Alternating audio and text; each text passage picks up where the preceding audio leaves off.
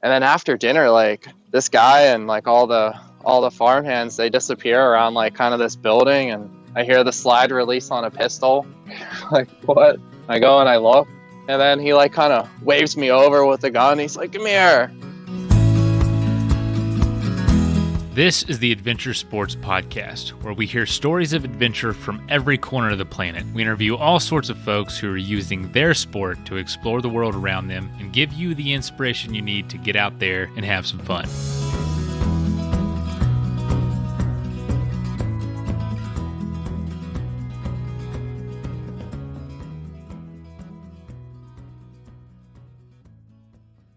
Hey folks, today's episode is from almost 3 years ago now, and I remember listening to it back in 2017 when I was just a fan of Adventure Sports Podcasts and not the host. But as you know, on Thursdays we do throwback episodes a lot of the time. Sometimes we play shows from my other show or episodes from my other show without compromise. But today we're going all the way back to listen to Ryan Kodak Brown to tell us about his trip from Canada to Panama on a bike, which is, if you know me, I love bike touring. That's my background. And it's a pretty wild experience, as you heard in the little snippet at the beginning of the episode. It's pretty cool stuff. But other than that, let's see, announcements. We're still plugging away with quarantine. I hope you're doing well. I hope you're staying healthy. Hope you're helping folks in need. I hope you're, sharing some love, some positivity, and I really appreciate you checking in today. I know everyone's routine's thrown off, so you might not be listening to episodes or podcasts as much as you were before. I know I'm not really, but anyway, today's episode was hosted by Kurt, like I said, almost 3 years ago, and the original was episode 282. So, enjoy, and I hope you get inspired for when things open back up again. We can all get out there and do these adventures we've been daydreaming of for the last 2 months. All right, enjoy.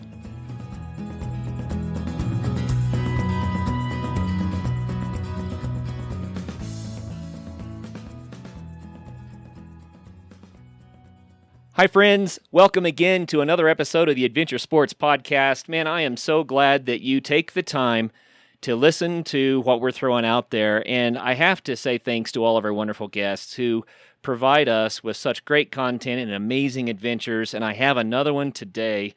I've got Ryan Kodak Brown.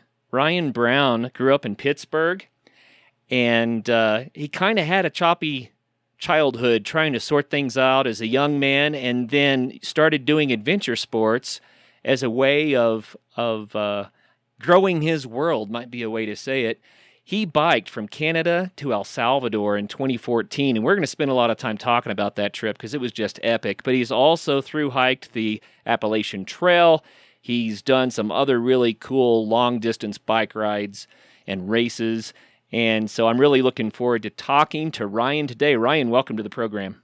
Hi, Kurt. How you doing? Good, man. It's so cool to have you on. So I got to say up front, we found you, and one of the first things I did was start kind of looking at your Instagram and stuff, because you've got some amazing shots, just some really cool stuff. So I'm going to say this up front, so while people are listening, if they're on a laptop, they can go to Instagram and see some of your work. How about that? Yeah, sounds great. So your Instagram name is Ryan Kodak Brown, just all one word.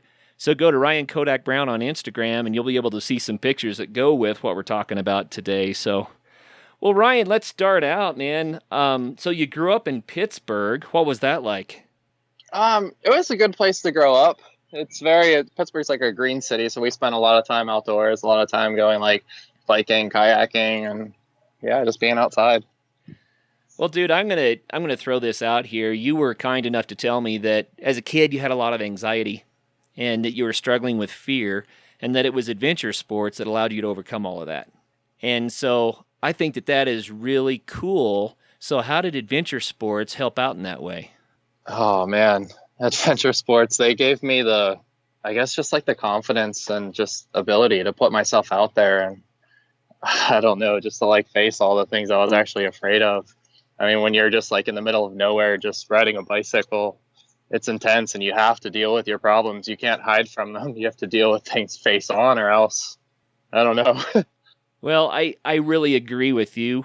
and believe in what you're talking about. I think that when people take on a challenge, and especially if that challenge includes some alone time to do some of that inside work, you know what I mean? Then we learn so much about ourselves, and it grows us. It really, really grows us. So let's see. Your first big adventure was not going from Canada to El Salvador. Rather, it was, oh, help me out here. You were riding to Maine and back, right? Right. So Yeah, I set out from Pittsburgh and rode to Maine. Tell us why you set out on that trip and just a few bullet points about what that trip was all about. So I had a 1 week bike tour like a few weeks before I left, and I fell in love with it. It changed kind of everything about my life. Just like the freedom that comes with being outside and the challenge and adventure of it. So I went home, I quit my job, I ended a relationship, and then I just kind of biked to Maine. Wow. So you ended the relationship, you quit your job and said, I'm biking. Yeah. See you later. Wow, that's quick. Are you glad you did it? Oh, yeah. It changed, the entire course and direction of my life. Yeah. I can have this conversation now. Like back then, like I couldn't really talk to people I didn't know well. Wow. So what was it like when you took off solo and you're headed to Maine? Were you apprehensive then? Was it scary being your first big trip like that? The first part of it was on the Great Atlantic Passage, so I had already ridden the first 100 and some miles of it, so that wasn't so scary. It was once I started to leave that trail, and then just kind of like that, because on the trail you can camp anywhere. There's camping all along it, but outside of that, you're just kind of, you're just on the road, like in the real world. And then, yeah, that was scary for sure. Huh. So did you ever want to turn around? Were you like pedaling along saying, I can't believe I just quit my job, and how's this going to turn out? What were you going through? Oh yeah, there was, most of it was awesome and epic, but there was definitely a couple really low moments. Some of the hills and carrying heavy gear, when you're going uphill and downhill and uphill again, it's exhausting, right? And it just wears you out. You don't want to do it anymore. But then one of the most intense, sorry. No, go ahead. It's all good. I was just going to ask, you're talking about heavy gear. I see a picture here of you with your bikepacking setup. Now, was that what you were biking with then, or were you using panniers or a trailer? What made it heavy? I had 2 front panniers, and then I was pulling a trailer, like a single wheeled, bob kind of trailer. Okay. And what made it heavy was just, I was new to everything. So I started out carrying a cooler and a bunch of heavy stuff. Wild. So how much of that stuff did you shed by the time you got to Maine? Oh, a lot of it, most everything that I couldn't live without.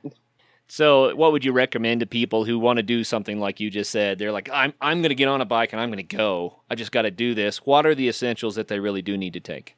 Oh man. So the top 10 are things that are always covered, but I don't even know that I could list them off the top of my head. But you need I think the best thing is to think of it in terms of a system. So you want to think of in terms of okay, how am I going to sleep tonight?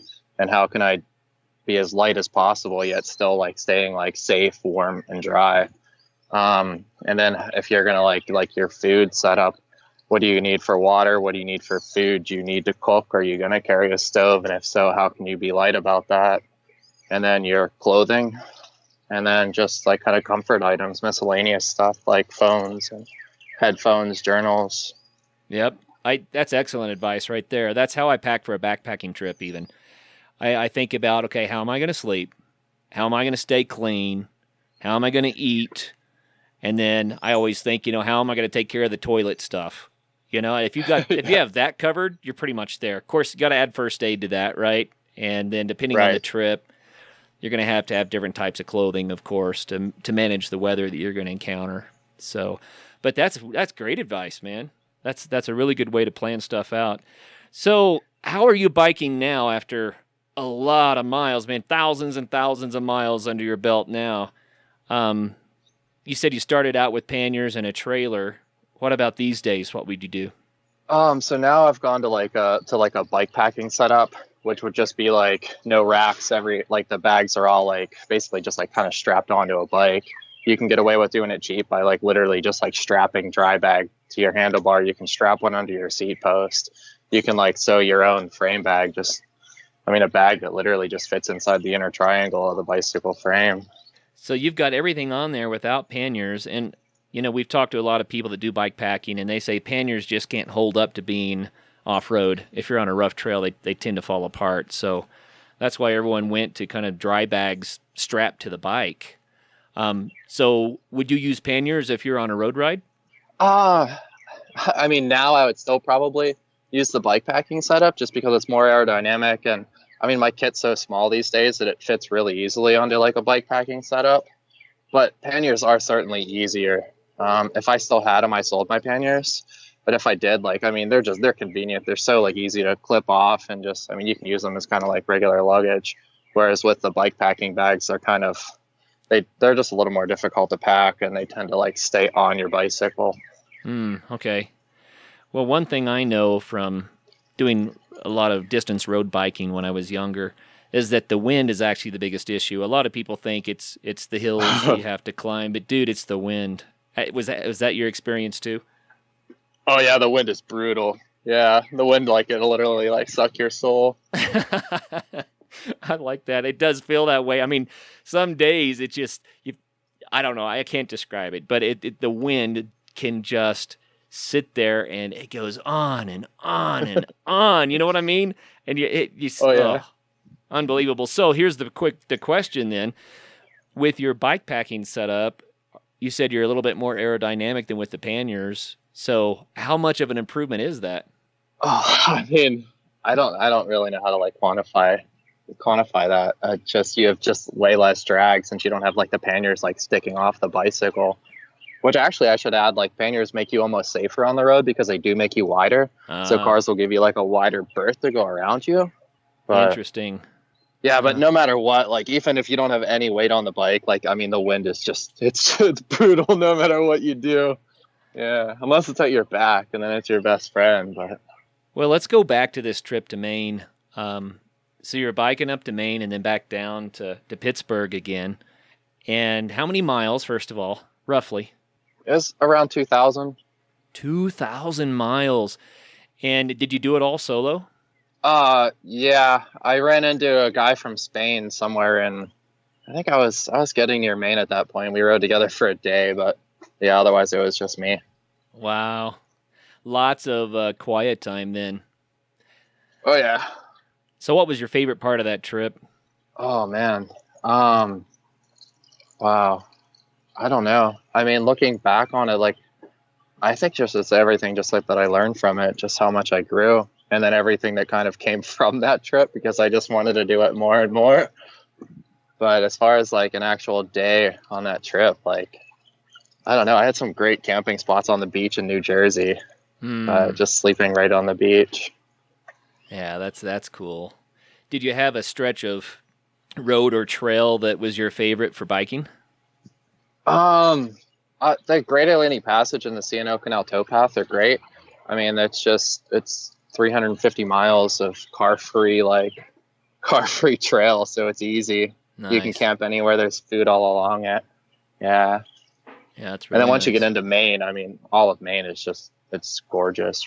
Nice rolling hills, and you're riding along the water up through Massachusetts into New Hampshire. Yeah, beautiful forests up there too. Yeah. Really, really cool stuff. Did you start this trip in fairly good shape, or did you have a lot of fitness to work on this trip? Oh man, I had a lot of fitness to work on, especially compared to my level of fitness now. I was still relatively fit. I was working outside my whole life pretty much. So I was always active, but I wouldn't say that I was fit. So what was it like the first few days? Oh my goodness, my butt never hurt so bad in my life. I hear that all the time. How long did it take for that to get better? About 3 days. I'd say it's worse on day 2 is probably the worst, and then maybe even into day 3. And then after that, it doesn't really hurt so much anymore. But It was so painful. I couldn't like sit on my saddle. I'd have to like pedal standing up and then try to sit down and pedal standing up, take a break for a while and try to pedal for another half an hour and just keep going. But so it might be that your saddle may have been a little bit subpar for your fitness for it, huh? Oh, for sure. Yeah. I just didn't have the saddle time. I mean, yeah, I went from like, I'd ride a couple hours a week to like, oh, here we go. I'm going to try to ride a bicycle for 5 to 8 hours every single day. Wow. So I know that a lot of people face that. So if someone's trying to get into cycling, they're going to have to overcome that hurdle. Any advice for them? Oh, yeah. I mean, get a good saddle. I use a Brooks saddle now, and the Brooks has been like, it really helps me, but saddle preference, all preference, it's individual. And the other thing is you just have to get kind of used to it. Padded shorts will help a lot. Padded shorts with like a chamois cream. But I find that like for long distance cycling, the chamois is almost worse. It'll cause saddle problems just because it does trap so much moisture. Oh yeah. Well, I want to mention to our listeners out there, Ryan is outside right now. You can hear the birds in the background and there's some water and stuff like that. And I think that is so cool. So it sounds to me like you're the kind of guy like I am. You just prefer to be outside as much as you can. Is that right? Oh yeah, for sure. Do you think that's a prerequisite for your biking and your hiking and that kind of stuff? No, definitely not. I mean, you can learn to just like to be outside. Like if you haven't spent much time, like I grew up, like my family, we spent a lot of time outside. So, I mean, I'm just kind of used to it, but yeah, I don't know. Well, I think that being outside has huge benefits. But here's one for you, and I haven't brought this up much on the show. It's such a simple question, but more and more I find myself fighting against sunburn. Any advice for that? I mean, when you're out that much, you have to have a way. Yeah, so I wear long sleeves, typically long pants. I have a broad brim like sun hat for when I'm hiking and doing things like that. I find like sunscreen, the best sunscreen for your face comes in like the sticks. It's a lot thicker. It's almost like a Vaseline, so it tends to stay on a lot longer. It'll actually kind of help keep you cooler because as you sweat, almost like melts off, and then you get like a breeze from it too. Okay, so the stick sunscreen. That's my problem is that I don't love sunscreen, so I always try to cover up the long sleeves and stuff like you're saying.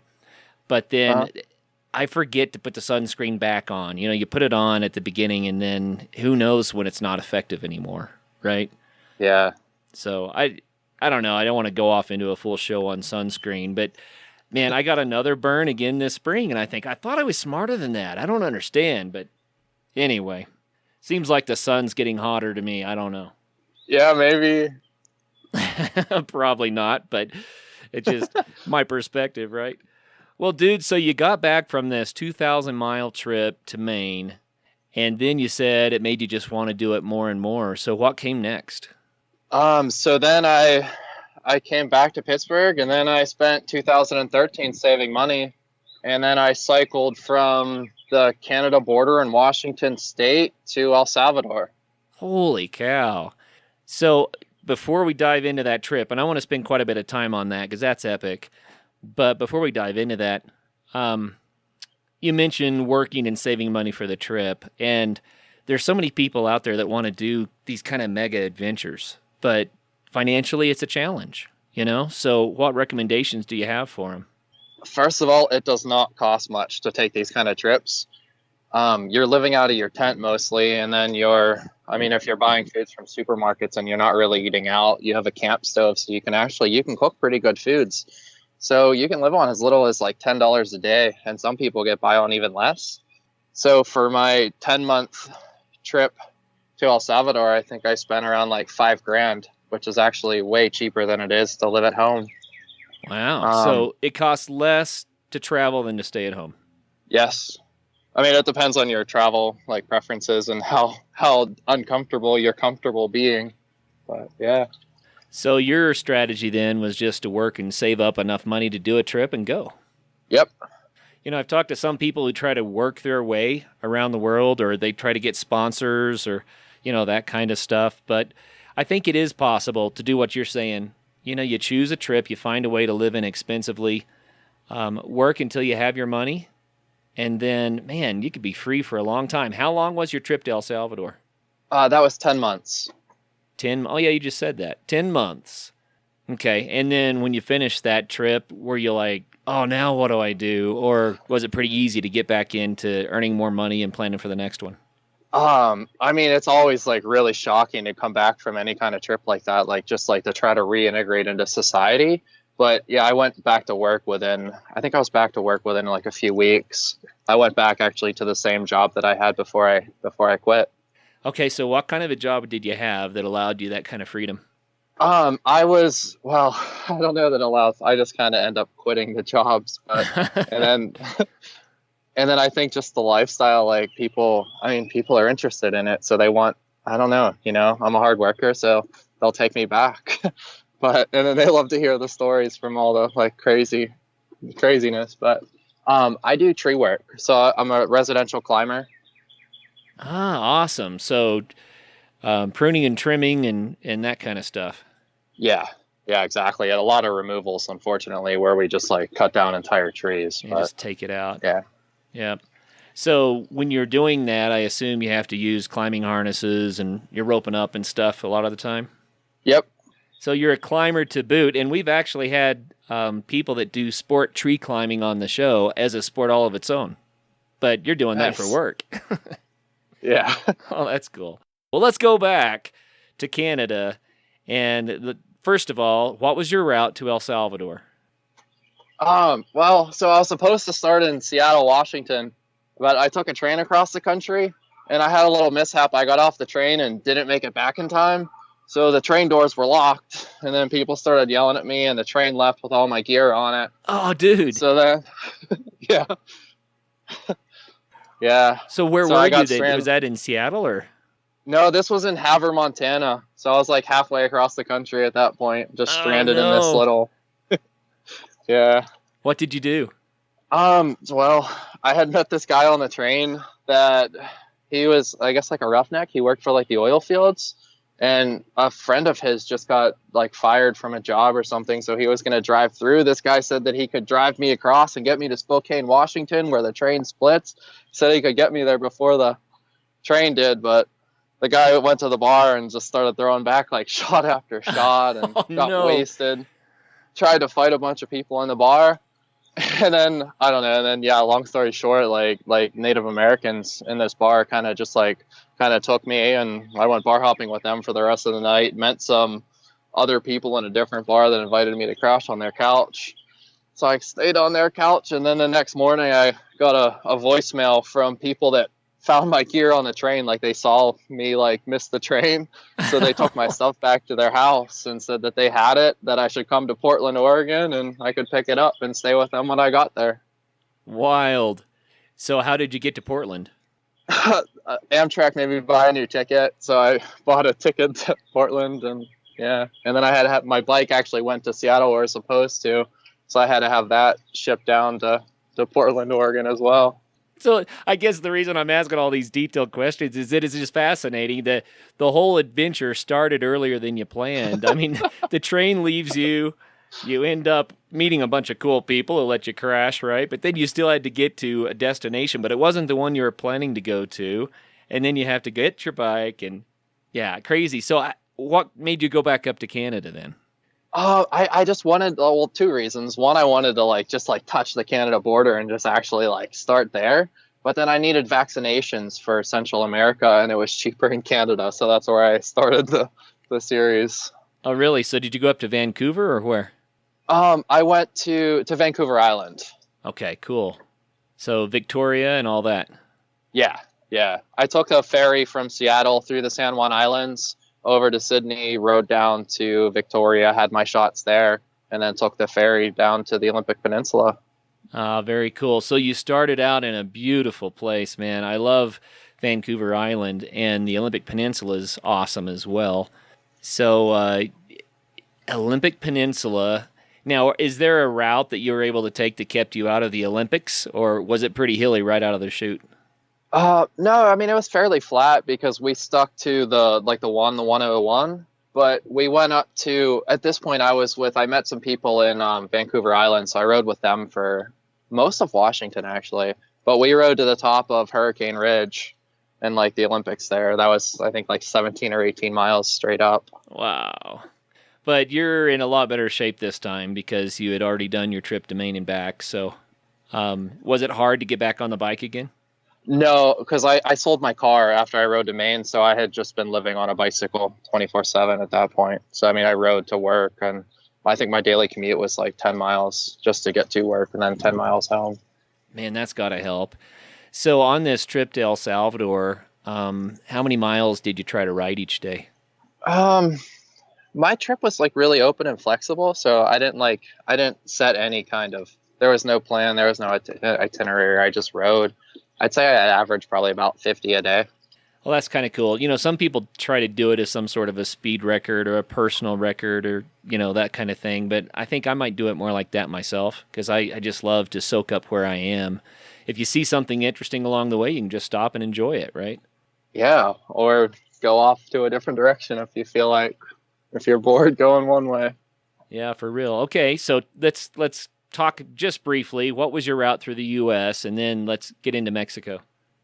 Okay, so my route through the U.S. was the 101 all the way down through Washington, Oregon, and California. So you're staying on the coast. Yeah. Man, that's a beautiful road too.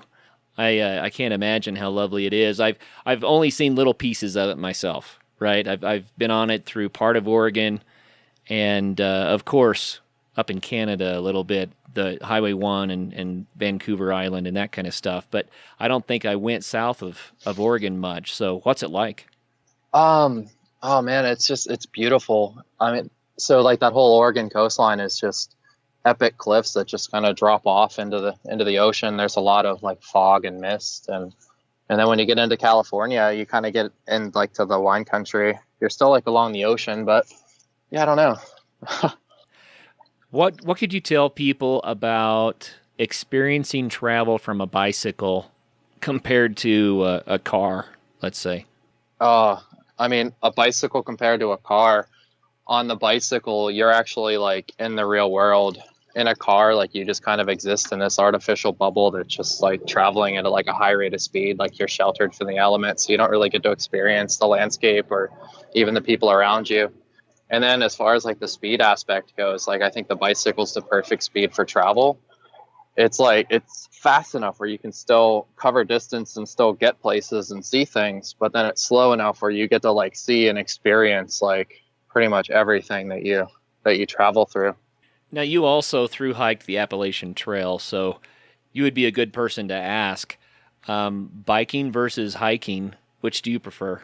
Oh, man. I guess I like them both, and for different reasons. I would say that bicycle, at least road touring, you're kind of like, it's just a great way to travel, to like go places and see things.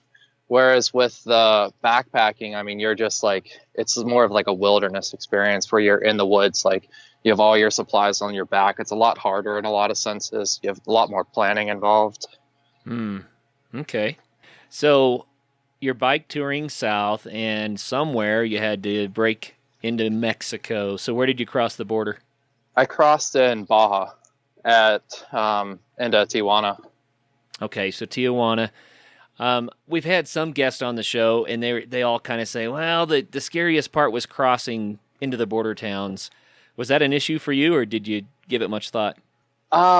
It was terrifying, actually. Like, I think somewhere like the middle of California, I started to have just like horrible nightmares every night. Like the closer I got to, yeah, the closer I got to Mexico, I mean, just like the scarier and just more real everything was becoming. Like, I mean, my dad was terrified. Everybody thought I was going to be murdered and kidnapped and held for ransom. And I mean, that's all I heard when I told anybody about what I was about to do. Well, with that kind of expectation, you know, everyone telling you that stuff, what gave you the guts to say, I'm doing it anyway? I didn't want to give in to fear, you know? Like, I mean, a lot of other people have done trips like this, so I knew I could do it. And it was just getting over the fear. And then I also find that, like, I don't know, sometimes, like, the things you're most afraid of are probably the things that you should do most. I mean, just for the growth that comes out of it. Yeah, good words. Of course, I'm afraid of jumping into a live volcano, and I don't think I'll do that. I mean, with the proper equipment, you mean? Or? Oh, well, no, with the equipment, that'd be awesome. I'm talking about just diving into the lava flow, you know? Yeah, I guess I wouldn't recommend that. That would be a different kind of fear. Well, no, you have to have some parameters, but I totally get what you're talking about.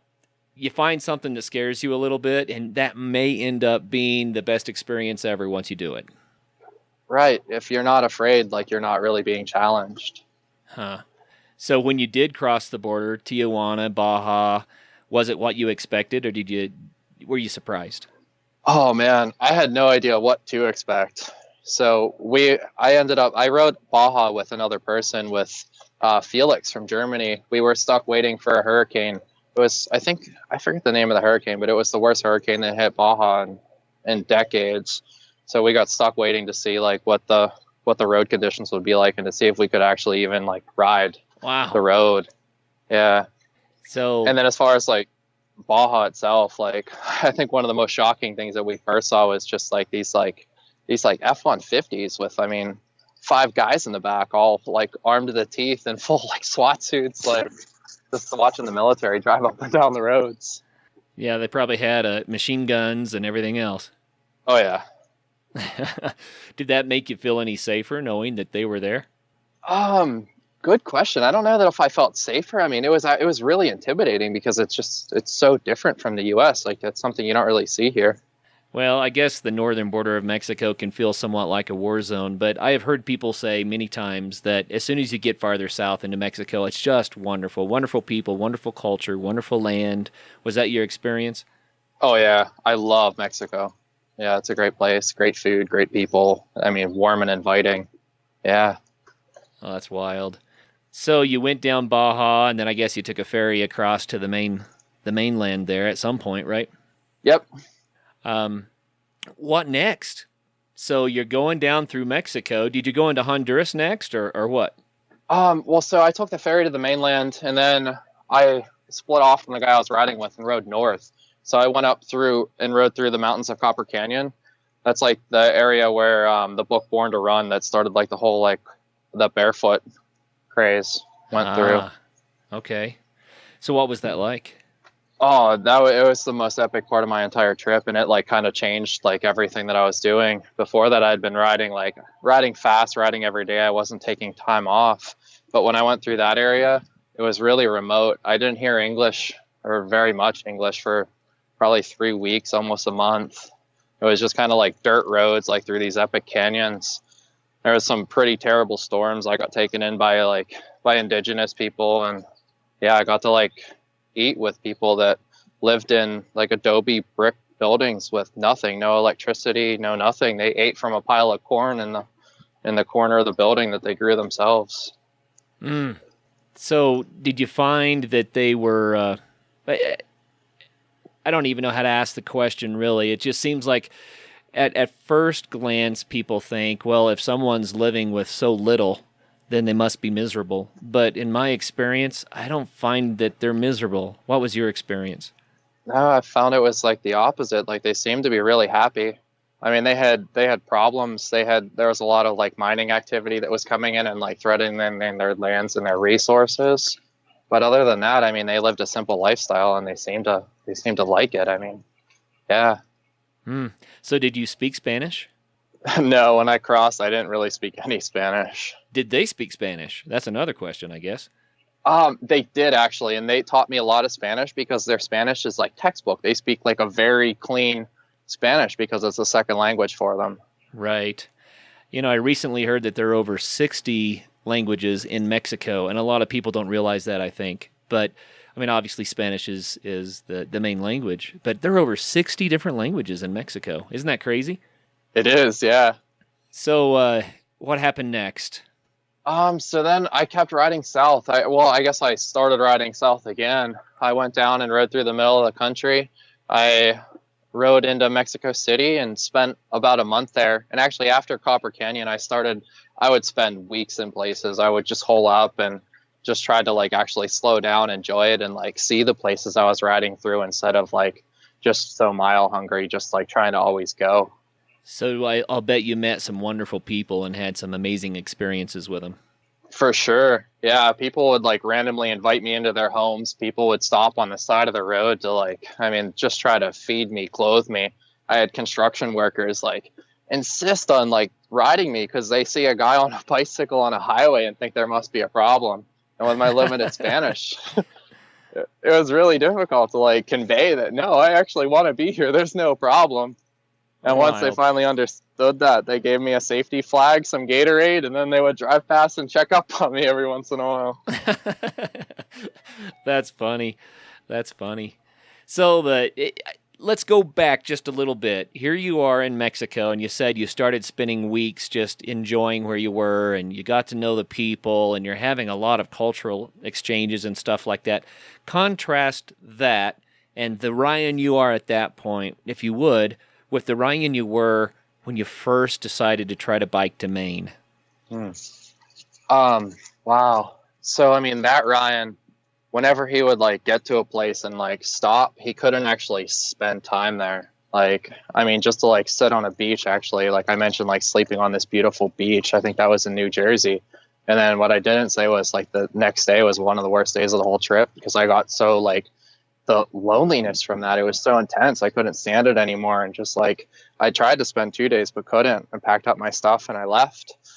And then I was going to take a ferry into New York City, and I went to just like camp there, and some guy invited me into his house. And it was the first time that had ever happened to me. And he takes me in and he feeds me, lets me shower, gives me ice cream. And then I go and like explore like New Jersey with his family. And I don't know, I never really had that same like that lonely experience anymore. I realized that the world is like just full of people that actually like that want to help you, or just good people. The world is mostly good people. And then after that, yeah, like I said, I didn't really get that loneliness anymore. So then that Ryan that was in Mexico now like loved that. I wanted to spend time places and just sit there and hang out and meet the people and eat the foods and yeah, just explore. Wow. So what did you learn about the people of Mexico that might be surprising to others? Oh, I don't know. I mean, the whole culture is just different. I mean, obviously it's a different culture, but they seem to live more in the moment. They just kind of like really love and appreciate life. Yeah, I don't know. It's really hard for me to try to like talk about an entire culture as a whole, especially like as you go through different parts of Mexico, just like in the United States, like the people are different in all the different locations. Yeah, isn't it funny how we tend to stereotype? You know, we'd say, oh, there's Mexico. It's like this, right? And then you go there and it's like, wait a minute. There's a whole world right here in this one country. Right. Yeah. That's yeah, but really I will cool. say, like Mexico, it's a third world country that has a lot of problems. There's a lot of poverty.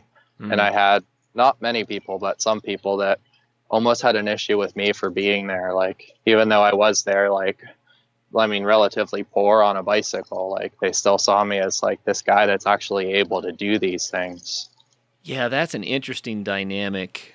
You know, I traveled to Kenya, and there was a lot of that, you know, we got from the people there. They were like, how can you afford to come here? Are all Americans rich, you know? And of course, what they may have seen on television was not indicative of Americans at all, right? So the stereotypes were weird.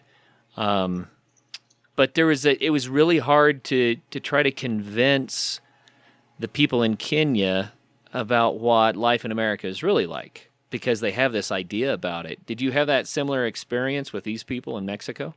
Yeah, and with my limited Spanish, like there wasn't really much I could say or do. I mean, and they had such a point too. Like, I mean, yeah, I'm privileged just being from America. But then at the same time too, I've met Mexicans that were traveling, that were literally poor and that were still out doing the same thing. They would just like get a bicycle from somewhere and strap some bags to it or a backpack, and there they were. They were just living and traveling through Mexico with no money at all. So they're living the same life. I guess it just goes to show, if you want to go, you can go. Yeah, exactly. Yeah. So as you traveled on farther south, not everything went smoothly. I understand you had some run-ins with some rough characters. Tell us about that. Oh man. Yeah. So at the Mexico-Guatemala border, I was like 20 miles away from the border, and I got invited to eat. Like, and this would happen all the time. Somebody pulled over in front of me, and he gets out. He has a wife, and there's a child with them, and invite me to eat. So I go and I have dinner with him. Like, it's at this like farm field. We're under a gazebo, and then after dinner, like this guy and like all the farmhands, they disappear around like kind of this building, and I hear the slide release on a pistol. I'm like what? I Uh-oh. go and I look, yeah, and then he like kind of waves me over with the gun. He's like, "Come here," and I go over, and I don't know. The guy, he pulls cocaine out of this like kind of like this satchel he had, and he offers me coke, and then I just no, thank you, no gracias. And then he asked me why, and he asked if I'm religious. Like, yeah, I see, I'm religioso. And then he goes around and he like puts this little knife blade into the bag of cocaine and goes around and like gives everybody he's with, like gives them all like a little bump of this stuff. And then they just take my bike and throw it in the back of the truck, and they're like, "Let's go, you're coming with us." And then Wow. I spent, yeah, You spent how long with him? that was 4 days in total, 3 nights, 4 days. I wasn't allowed to leave. Like, they were trying to keep me longer. Like, it wasn't anything like, I mean, they weren't like, they didn't want anything from me other than like, I was just new and interesting, like I was kind of their pet for them to take on. Like, No. So you're just kind of their entertainment. I mean, you must have been freaking out. What were you going through? I mean, my emotions were all over the map because, I mean, like, for one, like, I mean, it's like on the Appalachian Trail, they would call it trail magic, like here I am, like with these people, like this family, and they're taking me to eat, and like I'm eating iguana and going to waterfalls and seeing all the local sites. But then, like, at the other hand, like, here's this guy with a satchel full of cocaine and a pistol in it, and I'm going on like drug deals, and he's teaching me how to like bag and sell cocaine. Oh, that's crazy. So you got to see a part of the culture you never planned for. Yeah, yeah, that's for sure. Yeah. Wild. Yeah, So how did you finally get to leave? You said they wouldn't let you go. So how did you get out of there? yeah. So I'd ask at night, like I asked them, like, I mean, the first 2 nights I asked, and they're like, no, like longer. And then like the third night, like, I mean, I just begged them, and I told them, like, look, I really miss my family. I just want to go home. I want to finish this trip. I just want to see my family. And this is all in Spanish, and my Spanish wasn't very good, but they understood that meaning. Like, for the most part, like the people of Mexico are very family oriented, like way more so than here in the United States. So like, I mean, that really hit home. So yeah. So then, yeah, then that night too, like I wasn't allowed to just like I went to sleep, and then he wakes me up at like, not that I was sleeping, but it was like 11 o'clock, almost midnight. And he's like, "Let's go." And then I jump in the car with him, and there's this 9-year-old girl with us, and we go and we drive back an hour, like just like meeting all these guys and selling cocaine. And then we go and eat tacos at 3 a.m. And then we pull over on the side of the road, and he puts the Suburban down into a seat. And then we just like, we go to sleep back there. Like, So when it finally got time where you could leave, get back on the bike and go again, I mean, did you just say, see ya, and that was that? Or was it harder to get away? no, like he wouldn't let me just ride away from the house. Like, he insisted on driving me to the border. And then like thank goodness, like as we were like getting near the border, like I see these other guys on bicycles and I start like yelling out the window, and I'm like, "Hey," like yelling at these guys to wait for me. And then like this guy stops, and we get to talk to him, and it's a crew, Pedal South, actually. They filmed a documentary cycling from Alaska to Argentina. Wow. So then like, yeah. So then I got back in the truck with this guy, and he took me to the border, tried to take me across the border, and I eventually just had to like get on my bike and just like ride away. And I rode back to like the immigration office where these guys were. And then I rode with them for the next like month or so. I didn't ride by myself for a while after that, actually at all on that trip after this. But That's really spooky, dude. That's not the kind of experience you'd want to have. How common do you think that is? oh, it's really, really rare. And I mean, like, I would say, like, to meet these kind of people, like, it happens every once in a while. Like, I mean, I had spent nights with, like, like guys that are growing, like, weed, like, up in the mountains and the hills and stuff like that. And, I mean, you just have to be careful. Like, there's drug use is, like, really frequent, right? I think the big thing is just like, I mean, just don't like keep your nose clean, as they say, right? Right. Yeah, absolutely. Wow, that's crazy. And that's a side of this that I'd never really thought about. I mean, we've heard of people having run-ins with some unsavory characters, but the idea that someone invites you to come and share a meal, and you've done that several times, and then you get there and you find out that you're in the middle of some sort of a drug gang. I mean, that's crazy. Yeah. Wild. Yeah, and the thing is though, like, I mean, it's all with the instincts, right? So like as soon as they took my bike and put it in the back of the truck, like, I mean, like I knew that it was a really sketchy situation, but then I also just had like enough like trust in this guy. Like, I mean, I could just tell that, like, you know, as like sketchy and everything as it is, like I didn't think he was actually going to kill me, you know? So he never actually threatened you. He just controlled you. Yeah, basically, yeah. Wow, that's really, really wild. How long did it take you to kind of relax and enjoy the trip again after that? Really, maybe a couple days. Like, since I had met this other group of cyclists, like actually getting to ride with people, it helped so much because now, like, I mean, there's safety in numbers. You know, I wasn't just, if I was out there by myself, like, honestly, I don't know that I would have been able to continue. There's a really good chance, like, I would have been looking over my shoulder the entire time, like, wondering if these guys were going to come and get me. Yeah. Well, isn't it fortuitous how things work out then, you know? You got to hook up with these other guys, and that really helped. Oh, yeah. I mean, it was huge. Yeah, for sure. Wild. So what happened next from there? So that was Mexico at the Guatemala border. So then I rode with the Paddle South crew to Lago Atitlan. And then and then they kept pedaling on, and I spent a month actually at this lake. There was another group of cyclists that were staying there. So I hung out with them, and we climbed volcanoes and swam in this lake every day. And just, man, Lago Atitlan is a very special place. Wow, that sounds amazing. So you stayed, you said, for about a month, just hanging out there. Did you stay just because it was so cool? You decided to soak it up, or what? Yeah, for a lot of reasons. I mean, one, just because it was so cool, but then I had found like a free place to stay. There was this guy named Merlin that opened his house up to just travelers. So, I mean, I had a free spot in his lawn just to sleep. And I mean, it's beautiful there. I don't think it rained the entire month I was there. And yeah, it's hard to pass up a free place to stay when there's 3 volcanoes on the lake itself. And then with the surrounding area too. I mean, there's so much to explore. Wow. So are these active volcanoes, or? Yeah, I don't think so currently. I guess they are. I mean, there's like heat coming out of the volcano itself, so maybe they are. So geothermically active at least, right? Yeah. Huh. Wild. And what about this lake? I haven't heard of it before. Oh, Lago Atitlan.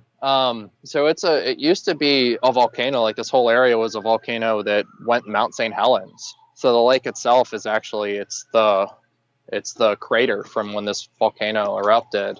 Is it really pristine, like Crater Lake or something like that? I've never been to Crater Lake, but the water is crystal clear. I mean, you can see 20 feet down, and I mean, it's crystal clear blue, amazing water. Man, what a contrast from getting kind of shanghaied and held up by these drug dealers, right? From that to hanging out in paradise. That's crazy. Right, and that's the thing with travel. I mean, it's the highs and lows of life to an extreme. Yeah. Wow. So how much more biking did you have left at this point? So my goal was actually to ride to Panama. So I had from there, it would have been roughly maybe 2,000 miles, but I ended up calling it short or calling it quits in El Salvador. I got sick. I ended up with, I think it was Giardia. I'm not entirely sure. I got really sick, and then had to I rode my bike that way. I would just have to stop and yeah, it was bad. And then so I called it quits a little bit early in El Salvador, and not really call it quits, but it's the finish later. One of my goals is to ride to the bottom of Patagonia. So nice. Yeah, that's awesome. So it's to be continued then. Exactly. Right on. So you were feeling badly, and you're in El Salvador, and you finally say, "Okay, this is enough for now." How did you get back home again? An airplane. Yeah, So just buy a plane But ticket and that's that. yeah, I guess it's nowhere near that simple, because when you have a bicycle, like the typical like procedure for flying with a bike would be to put it in a box. And in El Salvador, you can't just like go to a bike shop and find a box that's specific for bikes. So I ended up having to like take the bike apart and wrap it in saran wrap.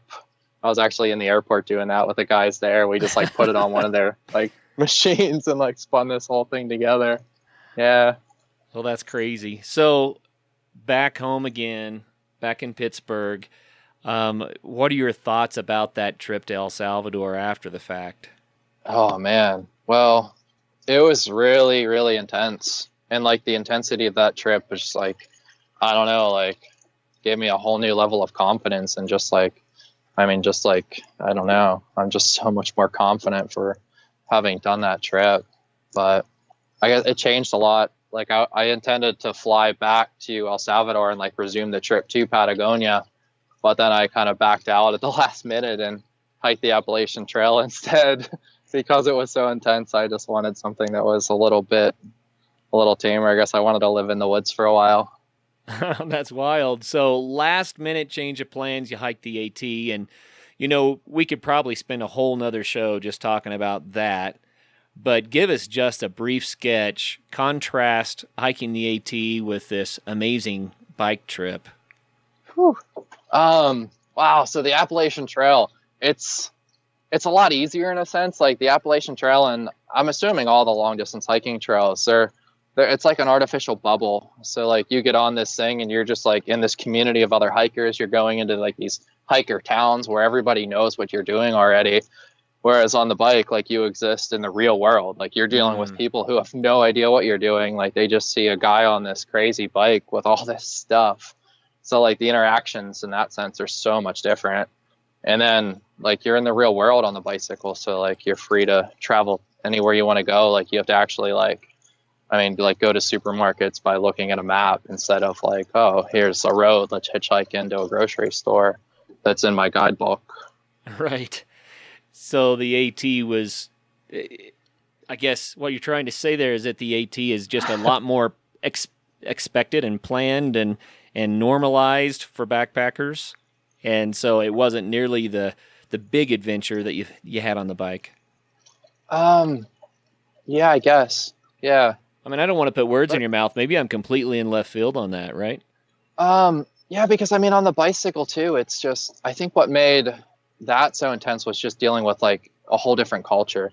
Like I would say like road touring in general, like if you're touring in like the United States, like it's, I don't know, I guess it would just be like it would just be more similar. I don't really know what I'm saying.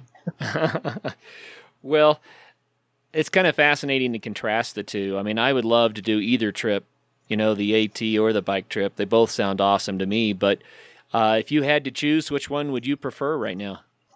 Oh, right now I'm ready to go backpacking again. Cool. Yeah. Well, you told me before we hit record here that you have a backpacking trip coming up very soon. So tell us about that. So in July 10th, actually, I'll be going southbound on the Pacific Crest Trail. Pacific Crest Trail. Well, that's cool. You'll be paralleling the route that you took on the bicycle. Yeah. Yep. Except in the mountains and on foot this time. So you're trying to do the whole trail starting in July. You think you'll get it done? I hope so. Yeah. So I've been doing a lot of training. I hit the gym like pretty much every single day. Like I'm training really hard for this trip because going southbound, you do have to hit the trail with your legs already. So how many miles do you think you'll have to do to make this happen? I mean, each day, right? Yeah, so it's going to come down to about a 20-mile-an-hour day or a 20-mile day average. 20-mile day average. That's probably doable.